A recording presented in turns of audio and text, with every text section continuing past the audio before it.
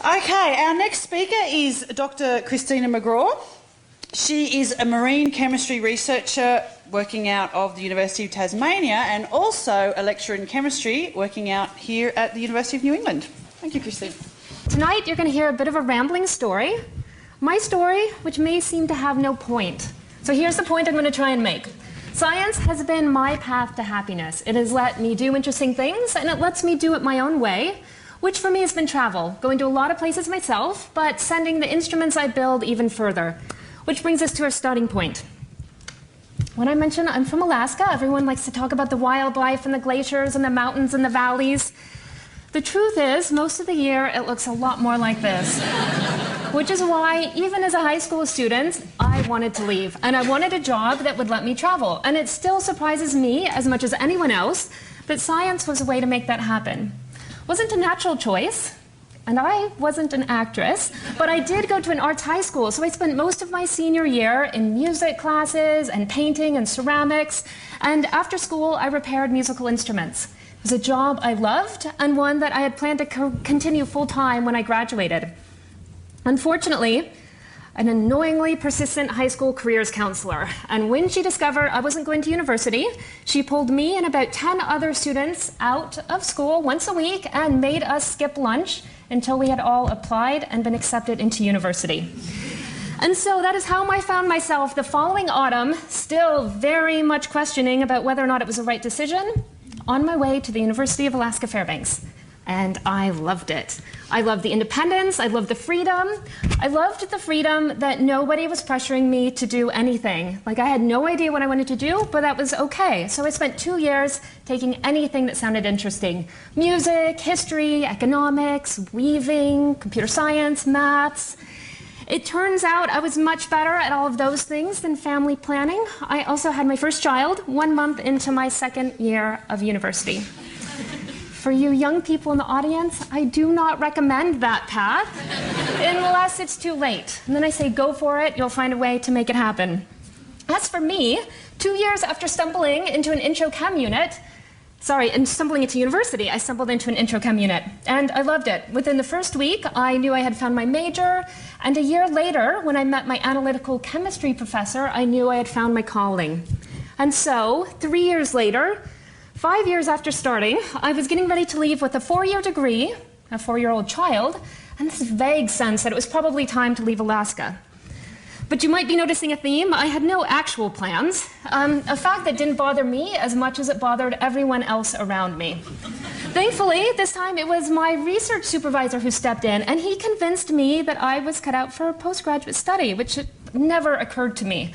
And so anyway, I put my kid in the car and my partner in the car, and we got this big plastic bag and we tied it to the roof of our car, and we drove 4,000 kilometers south to Seattle. And we'll just flash forward 2 years later. I am 2 years into a 5-year PhD program, and I am an analytical chemist. I'm building scientific instruments, and I'm working for the most inspiring team of professors on what I am sure is the most exciting project in the whole department, and probably the whole university. I'm also a NASA Graduate Research Fellow, which means I am going back and forth between Seattle and Silicon Valley, testing the scientific instruments I build in NASA wind tunnels. Now, about the same time, I get a phone call out of the blue from Scientific American. They would like to feature me and my research and write a big article. I would like to be humble and say that I thought it was a joke, but I didn't, because I knew my research was amazing, and so of course everyone would want to talk about it. Which is how, 2 months later, at the age of 25, I hit my peak. I had an article in a major magazine, interviews, radio segments, more interviews. My 15 minutes fame had come, and I couldn't wait for it to pass. So what was the fuss about? The honeybee. I was actually juggling all kinds of projects. I had my wind tunnel models, I was making oxygen sensors, pressure sensors. I could turn any flat surface into a pulsating, glow-in-the-dark microphone. But the only thing people wanted to talk about was the fact that I could also take my glow-in-the-dark sensors and paint them onto the surface of a live flying honeybee. And the reason everyone wanted to talk about this was because of this urban legend. I'm sure you have all heard something similar to this before, this idea that scientists don't know how bees fly, scientists don't think bees should be able to fly. I hope we could just take a moment and think about that. Do we think that's true? Probably not. Should we take a poll? Yes, let's. You guys have been sitting here for almost 45 minutes now. So let us start with hands in the air. Everyone. You can fidget now. It's not going to be rude. 2 hands if you need a really good stretch. Okay. No, you have to give them up. Fun fact, we all have your hands up. Bees have 4 wings. So if you don't remember anything else about tonight, we're going to have this moment. Now, for all of you non-scientists in the audience, if you think bees can fly, put your hands down. Great. A lot of scientists in the audience. If you think bees can fly, now you can put your hands down. If we look around, we see there is consensus. Both scientists and non-scientists think that bees can fly. Would you guys like to know the secret to bee flight that has stumped generations of scientists? Yes, they flap their wings. Just like birds, or bees, or moths, or butterflies. Was there more to learn? Absolutely. That was the point of my research project. But I had unwittingly and definitely unpreparedly helped perpetuate that myth. But I also learned a very valuable lesson, and that was exciting research projects engage the public. I'm just echoing Professor Chubb's statement from earlier. We need to engage the public on every one of our scientific adventures if we want them to listen when we then come back and talk about things like climate change. And so with that in mind, I started thinking about what I wanted to do for a postdoc, and I knew I wanted it to be engaging, and I knew I wanted to travel. And so I found myself in Ireland. This time, working on environmental sensors. I was living in a converted convent. I had a second child, really burning desire to travel. And I was working on smart sensors before they had such a sexy name. And it was in a great lab. There were 8 of us, 8 postdocs. There were chemists, there were biologists, computer scientists, and a fashion designer. And we all worked for an analytical chemist and a professional musician. So it was the most amazing lab, the most vibrant lab. I could say that we were banned from more than one Dublin restaurant. It is never a good idea to set a colleague on fire twice at the same place. But with that, I did learn about the exciting life of a postdoc. This is this time in your life where all of the bright scientific minds converge. They travel around the world converging on the hot labs to tackle a big problem before moving on a year or 2 later for the next lab and the next problem. And so that's how I found myself in New Zealand. This time, having picked the city off of an atlas over a Saturday morning coffee.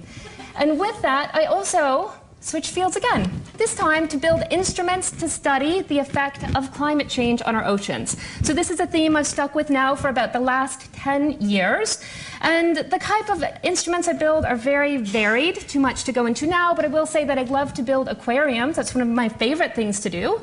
I built 3 last year. One of them was actually 96 aquariums, and any one of them can mimic any place in the world at any moment in time.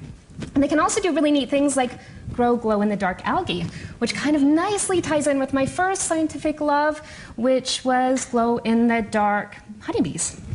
And so from here, I went to Boston briefly, but I quickly discovered the weather was even worse than Alaska. So then I ended up in Hobart, which was marginally better.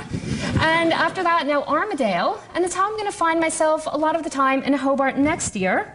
This time, kitting out Antarctic Autonomous Underwater Vehicles, or AUVs. For those of you who don't know what AUVs are, they are essentially underwater missiles. But instead of being filled with explosives, they're filled with scientific equipment. This, of course, fulfills one of my cultural inheritances, being an American, which would be a love of weaponry. The other is a love of McDonald's. But it does bring us to the end of this particular story. So I have gone from north to south. I hope to travel a bit further south next year following the AUVs. And I guess when I was in high school, I did imagine I was going to have a great life repairing musical instruments. It never occurred to me that I could possibly build and design scientific instruments. But it's brought me lots of opportunities thanks to a series of fortuitous events and some great mentors. And so I'm going to end here just suppose by paraphrasing JFK, but then really butchering his sentiments. To all of you on the fence scientists in the audience, just want you to consider not only what you're going to bring to science, but really what we're talking about is what a career in science can bring to you. So I thank you all.